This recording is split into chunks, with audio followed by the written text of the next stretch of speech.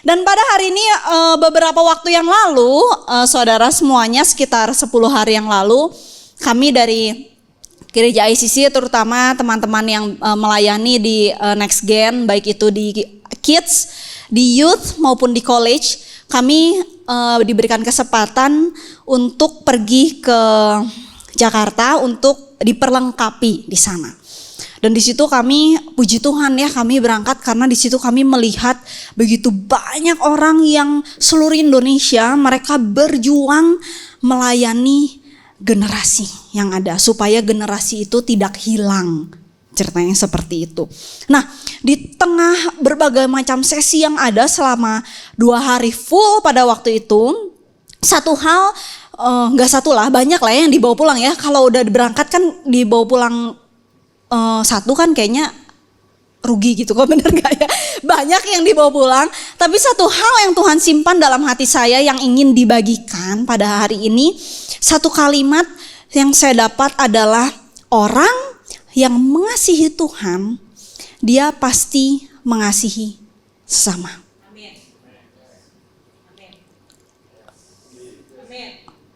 Orang yang mengasihi Tuhan, dia pasti mengasihi sesama. Mau itu adalah orang yang kan mungkin kalau di sana kan konteksnya menjangkau generasi kan, ya. Orang yang mengasihi Tuhan pasti mengasihi sama menjangkau generasi. Tapi saya rasa ini juga konteksnya sangat relate dengan kehidupan kita sehari-hari, saudara.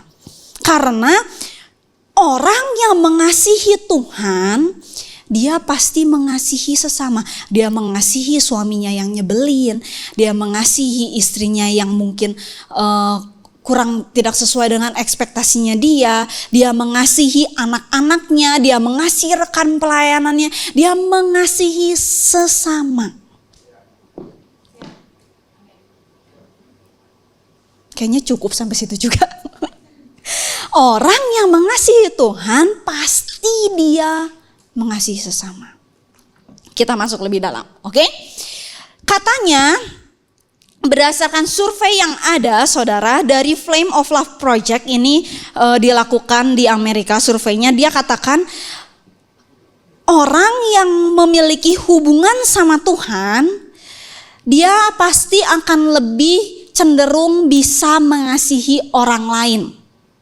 Ya, mengasihi orang lain, apakah itu dia bisa berbuat kebaikan lebih sama orang lain atau dia bisa melakukan sesuatu yang lebih. Orang yang cenderung katanya memiliki hubungannya sama Tuhan lebih dalam.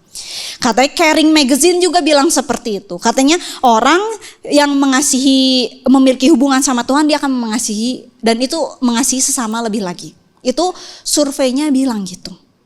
Ya, jadi saya mau katakan di sini bahwa ada dua, dan kita semua tahu bahwa dua hukum yang terutama dan yang utama yang kita sering tahu. Kita mari baca bersama-sama Matius 22 ayat 36 sampai 40. Dikatakan bahwa guru, hukum manakah yang terutama dalam hukum Taurat? Jawab Yesus kepadanya, puji Tuhan ada geledek. Oke, lanjut ya. Guru, jawab Yesus kepada ayat 37. Kasihilah Tuhan Allahmu dengan segenap hatimu dan dengan segenap jiwamu dan dengan segenap akal budimu. Itulah hukum yang terutama dan yang pertama. Dan hukum yang kedua yang sama dengan itu ialah kasihilah sesamamu manusia seperti dirimu sendiri. Pada kedua hukum ini tergantung seluruh hukum Taurat dan kitab para nabi. Jadi dua ini, horizontal dan vertikal, ini adalah dua hal yang tidak bisa dipisahkan satu sama lain. Dan saya mau katakan seperti ini. Mudah untuk mengasihi Tuhan, karena Tuhan kasih kita semua, tapi sulit mengasihi orang lain. Kenyataannya adalah seperti itu. Kenapa? Karena Tuhan penuh dengan kasih, penuh dengan rahmat, penuh dengan berkat yang dia semua dia kasih sama kita gitu. Tapi orang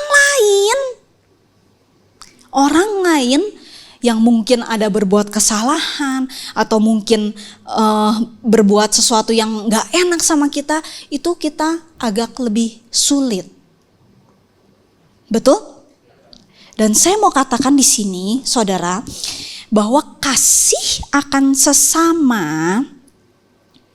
adalah bentuk hormat kita kepada Tuhan. Amin. Ya, ketika kita mengasihi orang lain, artinya kita sedang menghormati Tuhan. Bahkan dikatakan di sini di 1 Yohanes 4 ayat 20 dikatakan barang siapa tidak mengasihi saudaranya yang dilihatnya, tidak mungkin mengasihi Allah yang tidak dilihatnya. Coba elus dadanya. Berarti kalau saya bilang mengasihi Tuhan yang gak kelihatan, tapi saya tidak mengasihi orang lain yang gak kelihatan, artinya kita tidak mengasihi Tuhan. Wah, sedalam itu, saudara. Dan prakteknya kasih itu sulit. Iya atau iya? Kasih itu sulit. Kadang kalau ada yang nyebelin atau ada yang berbuat kesalahan, boro-boro mau dikasihi, hayang dipites gitu ya. Benar gak? Ya. Karena memang pada kenyataannya seperti itu. Tapi firman Tuhan katakan di sini barang siapa tidak mengasihi saudaranya yang dilihatnya, dia tidak mungkin mengasihi Allah yang tidak dilihatnya. Saya tulis lagi ini, ukuran kasih kita terhadap sesama adalah ukuran yang sama dengan seberapa dalam kita mengasihi Tuhan. Wah.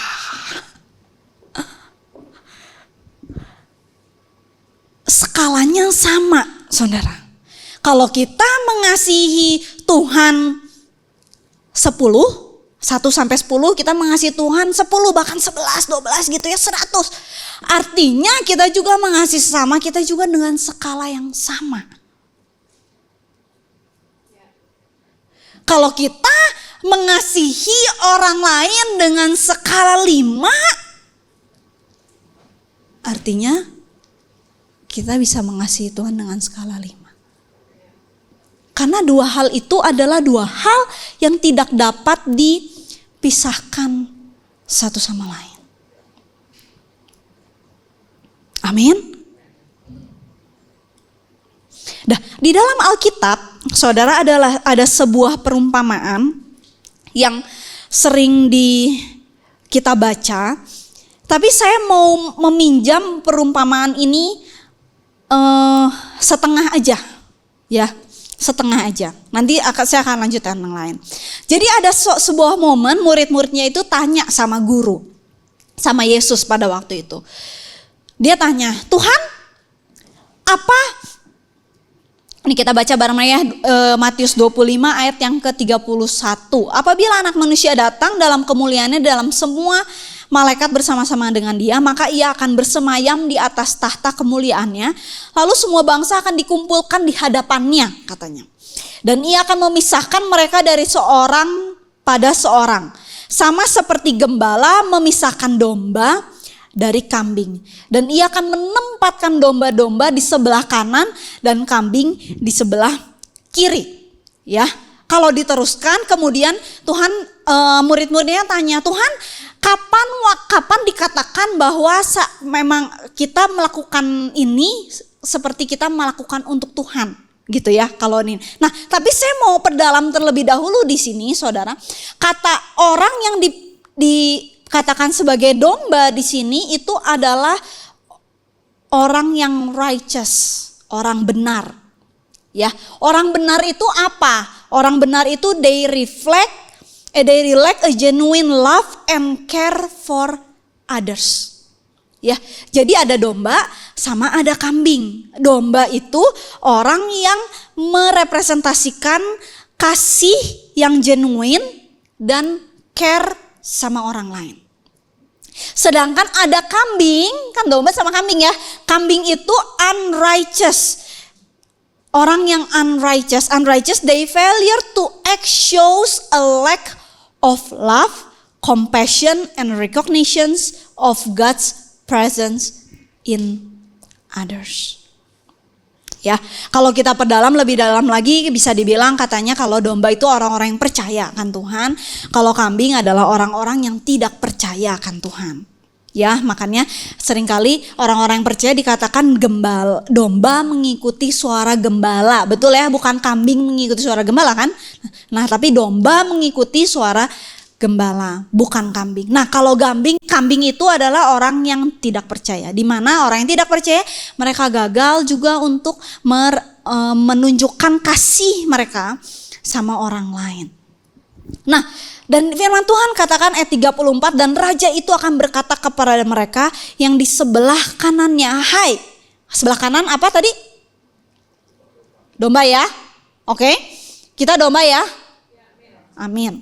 Dan raja itu akan berkata kepada mereka yang di sebelah kanannya, mari hai kamu yang diberkati oleh Bapakku, terimalah kerajaan yang telah disediakan bagimu sejak dunia dijadikan. Jadi Tuhan katakan kepada domba, hai kamu yang diberkati oleh Bapakku, terimalah kerajaan yang telah disediakan bagimu sejak dunia dijadikan. Kata diberkati ini diambil dari bahasa aslinya adalah eulogeo. Artinya eu dan logos. Ya, eu adalah good, well or good, logos adalah firman Tuhan. Jadi eulogeo artinya I speak well of. Jadi diberkati dengan firman. Kan you and logos, ya, you and logos, diberkati oleh firman. Dan ini Tuhan katakan kepada domba, orang yang cares for others. Nah, walaupun di bawah-bawahnya dikatakan ketika aku lapar kamu beri aku minum, ketika aku haus kamu beri aku minum, ketika aku asing kamu beri aku tumpangan dan lain sebagainya. Dan kemudian murid-muridnya tanya, kapan kami melakukannya untuk engkau? Dan Tuhan katakan, kamu melakukannya untuk aku ketika kamu melakukannya untuk orang yang paling hina. Nah, tapi hari ini khusus hari ini saya mau balik. Kini kan udah sepakat ya kalau kita domba ya. Saya mau balik di 1 Yohanes 4 ayat 20. Ya. Di dalam bahasa Inggrisnya dikatakan bahwa whoever claims to love God yet hates a brother or sister is a liar. For whoever does not love their brother and sister whom they have seen cannot love God whom they have not seen. Nah, jelas sekali di sini dikatakan kasihnya adalah kepada brother and sister. Ya, another sermon kalau kita bahas kepada orang-orang yang memerlukan di luar. Itu nanti bicara soal misi. Ya, tapi pada hari ini kita akan bahas tentang brother and sister, kasih terhadap sesama. Siapa itu brother and sister? Katanya kita punya spiritual siblings. Siapa di sini yang datang dengan kakak adiknya? Gak ada? Oke, berarti di sini spiritual sibling. Coba lihat kanan kirinya. Oh, kita sibling bro, gitu. Kita sibling sis ya. Kenapa? Kita baca Yohanes 1 ayat 10. Ia telah ada di dalam dunia dan dunia dijadikan olehnya tetapi dunia tidak mengenalnya. Ia datang kepada milik kepunyaannya tetapi orang-orang kepunyaannya itu tidak menerimanya. Tetapi semua orang yang menerimanya diberinya kuasa supaya menjadi apa? Anak-anak Allah, yaitu mereka yang percaya dalam namanya. Jadi orang-orang yang percaya di dalam Kristus, which is ini kita nih yang ada dalam ruangan ini, ya, itu adalah spiritual sibling kita. Oke, ya. So today I want to talk about your love to your spiritual sibling. Clear? Ya, kita domba ya, bukan kambing ya. Bener ya? Domba semua ya. Nah, masalahnya gini loh teman-teman, saudara-saudara. Untuk mengasihi orang yang di luar family of Christ, rasanya lebih mudah daripada mengasihi orang yang ada di dalam family of Christ. Terutama ketika ada tension terjadi. Betul? Di dalam hubungan ada tension yang seringkali terjadi. Seringkali ketika kita datang ke dalam gereja, kita punya ekspektasi bahwa di dalam gereja semua orang itu kudus. Semua orang itu baik. Tapi ternyata sebenarnya gereja adalah tempat orang-orang sakit yang ditebus dan dimuridkan oleh Kristus. Kalau gereja adalah tempat orang-orang yang sempurna, buat apa Kristus mati? Justru Kristus mati karena kita tidak sempurna. Begitu juga pengertian ini yang harus kita bawa pada waktu kita masuk ke dalam sebuah gereja atau pada waktu kita berinteraksi dengan teman-teman yang mungkin di luar sana, mungkin sesama family of Christ. Di mana mereka juga mau jabatannya apapun, mau apapun yang mereka lakukan, tetap mereka adalah orang yang ditebus oleh Kristus, mereka tidak sempurna. Coba bilang kanan kirinya, mereka gak sempurna sama seperti kita. Ya, nah oleh sebab itu kenapa gereja menjadi tempat pemuridan dari anak-anak Tuhan, supaya semakin hari semakin dimuridkan serupa dengan Kristus. Nah, walaupun memang pada waktu kematian Kristus kita ditebus, kita mendapatkan penebusan, secara roh kita sudah sempurna. Betul? Penebusan kita. Tapi ada jiwa dan tubuh yang seringkali yang masih dibentuk sama Tuhan ini, yang di dalam jiwa kita ini, saudara. Begitu juga dengan teman-temanmu. Your spiritual siblings juga dibentuk di jiwanya. Oleh sebab itu makanya kita harus terus memperbaharui akal budi kita. Daud aja saudara, Daud loh, seorang raja loh, Daud aja, dia aja melakukan kesalahan. Daud tidur sama istri orang, Batsheba. Tapi raja loh. Bahkan firman Tuhan mencatat bahwa Daud adalah orang yang berkenan di mata Tuhan. Tapi dia juga melakukan kesalahan. Ya, sampai katanya di dalam firman Tuhan dikatakan Daud melakukan kesalahan, dia juga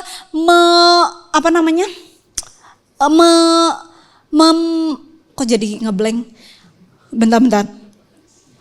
Bukan mengatur mengatur kematian suaminya Batsheba untuk menutupi dosanya. Ya. Nah, itu yang dilakukan Daud.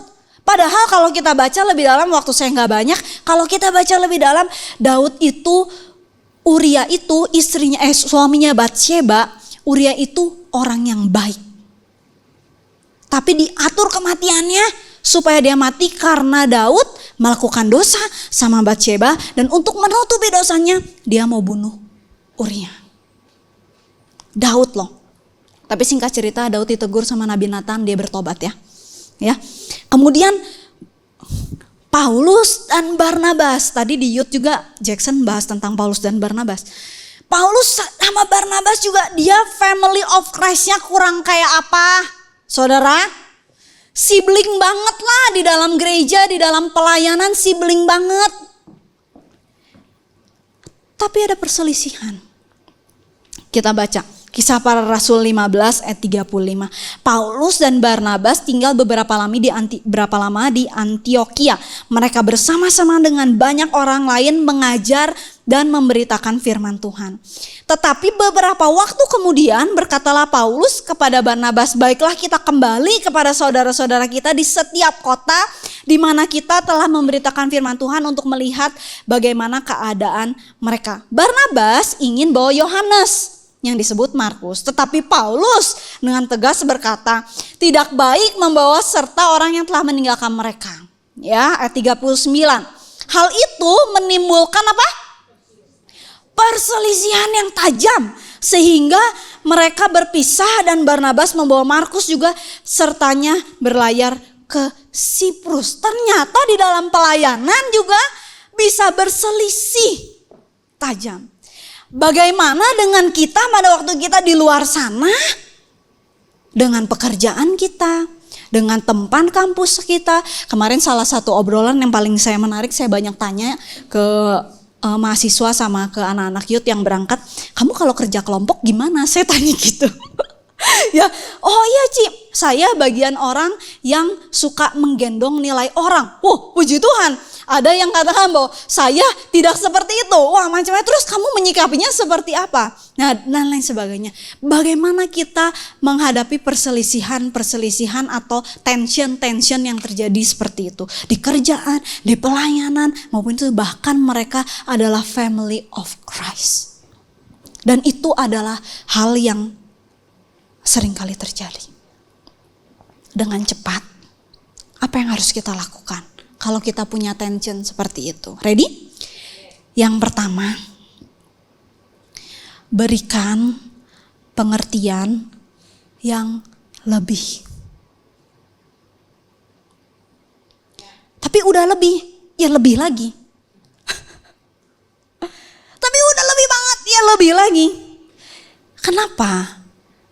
Karena kita itu semua tidak ada yang sempurna, saudara. Ya, kita tidak ada yang sempurna. Mungkin seringkali kita menganggap orang lain itu Tuhan. Jangan menuhankan yang bukan Tuhan. Menuhankan yang memang Tuhan. Ya, jadi dengan orang yang bukan Tuhan, dengan makhluk yang bukan Tuhan, apa yang harus kita lakukan?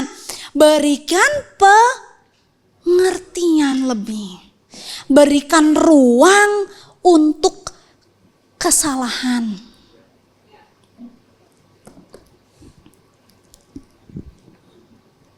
Dua Timotius 2 ayat 23. Hindarilah soal-soal yang dicari-cari yang bodoh dan tidak layak. Jangan cari-cari kesalahan orang. Engkau tahu bahwa soal-soal itu menimbulkan pertengkaran. Sedangkan seorang hamba Tuhan tidak boleh bertengkar. Amin. Tetapi harus ramah terhadap semua orang. Ya harus cakap mengajar, sabar dan dengan lemah lembut dapat menuntun orang yang suka melawan. Sebab mungkin Tuhan memberikan kesempatan kepada mereka. Kalau Tuhan kasih kesempatan, kenapa kita jadi Tuhan atas mereka? Come on. Kalau Tuhan kasih kesempatan kedua, 3, 4, 5, 6. Kenapa kita jadi Tuhan sama mereka? Kita judge mereka.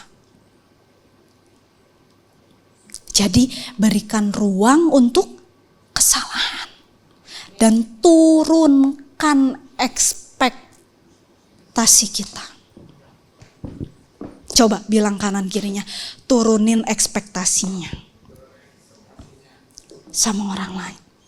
Sama the siblings of Christ itu, ya, turunkan ekspektasimu. Kenapa? Karena seringkali bukan kesalahan mereka yang membuat kita kecewa. Tapi ekspektasi kita sama orang tersebut yang mungkin terlalu tinggi yang akan membuat kita kecewa. Amin. Kita nggak bisa kontrol orang lain, Bapak Ibu. Kita nggak bisa mengendalikan, kita tidak bisa mengendalikan pertumbuhan orang lain, kita tidak bisa mengendalikan pembentukan karakter orang lain. Kan pengennya tanpa dikasih tahu pun udah ngeh gitu, betul nggak? Ya, pengennya dikicepin aja tuh udah ngerti gitu, pengen ngapain gitu ya. Atau pengennya apapun lah itu. Tapi kita tidak bisa melakukan seperti itu. Suami dan istri, turunkan ekspektasimu sama pasangan. Turunkan ekspektasimu sama anak-anakmu. Karena mungkin seringkali ekspektasi kita yang terlalu tinggi yang mungkin akan membuat kita kecewa. Karena mereka adalah manusia. Mereka bukan Tuhan. Jadi berikan pengertian lebih. Berikan pengertian lebih kepada orang lain, maka itu akan menurunkan ekspektasi kita kepada orang tersebut. Amin. Yang kedua, saya cuma 2 poin terakhir. Yang kedua, setelah kita menurunkan ekspektasi, berikan pengertian yang lebih. Yang kedua yang harus kita lakukan adalah lambat untuk marah. Di sini siapa yang pernah marah? Boleh angkat tangan? Oh puji Tuhan, saya gak sendiri. Semua pernah marah ya? Hah? Tapi kayaknya Maria kalau marah lembut suaranya ya Maria. Ya, lambat untuk marah. Pengkhotbah 7 ayat yang ke-9. Janganlah lekas-lekas marah dalam hati, karena amarah menetap dalam dada orang bodoh. Ya, jadi, wah ini dalam banget nih. Perselisihan atau berbeda pendapat bisa saja membuat kita marah. Iya atau iya? Tapi ketika kita marah, kita bisa menyebabkan luka yang seharusnya tidak perlu terjadi.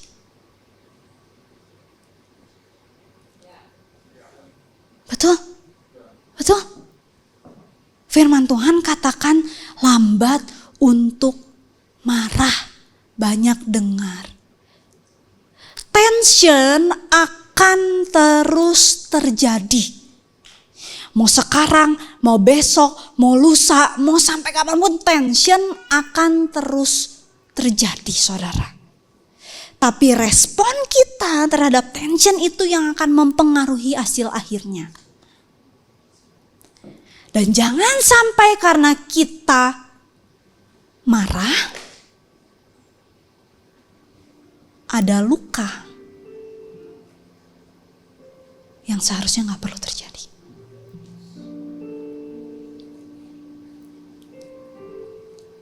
Kalau udah luka,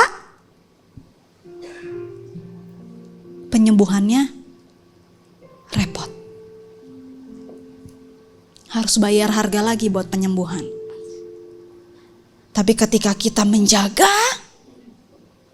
hati kita, tidak marah,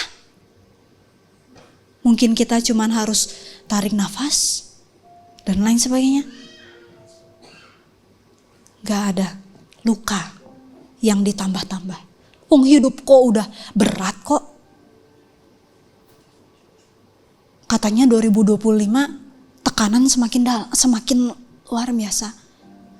Kenapa kita gak sebagai family of Christ, sebagai siblings di dalam Tuhan, kita saling menguatkan satu sama lain daripada kita saling marah-marahan. Betul? Betul? Jangan nambah-nambahin tekanan. Jangan nambah-nambahin luka. Karena gak penting. Thomas Jefferson katanya, when angry, count to 10 before you speak. Jadi kalau mau marah hitung 1, 2, 3, 4, 5, 6, 7, 8, 9, 10. If very angry, count to 100.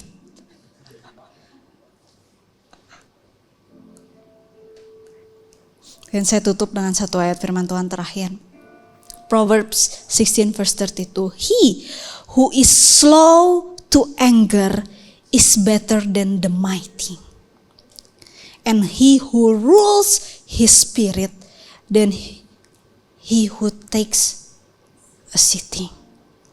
Dan saudara, kita belajar kasih pengertian, kita tidak marah sama orang lain. Gimana caranya? Gimana caranya? Dan saya mau katakan bahwa dengan kekuatan manusia tidak akan mungkin. Hanya kasih Tuhan yang memampukan kita untuk melakukan itu. Ibaratnya kayak kita itu gelas ya. Ya, kita gelas. Kita mengasihi orang lain, kita kasih minum ke orang lain aja, itu gelasnya udah berkurang. Mungkin mau berkurang 5 ml, mau berkurang 10, udah berkurang. Bagaimana dengan menghadapi tension yang mungkin membuat kita memberi lebih banyak lagi. Oleh sebab itu penting kita harus selalu penuh sama kasih Tuhan. Jangan cari kepenuhanmu di dalam hubunganmu dengan suami atau istrimu. Jangan cari kepenuhanmu di dalam pekerjaanmu. Jangan cari kepenuhanmu di dalam pencapaian. Tapi cari kepenuhanmu di dalam Tuhan. Amin. Amin. Kita boleh berdiri? Ya, kita berdiri ya.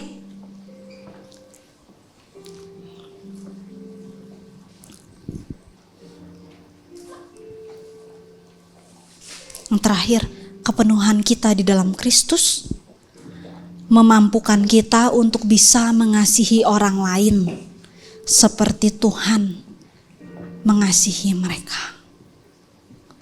Hanya Kristus yang bisa memampukan kita mengasihi orang lain untuk bisa mengasihi mereka. Dan saudara, pada waktu saya menyiapkan ini,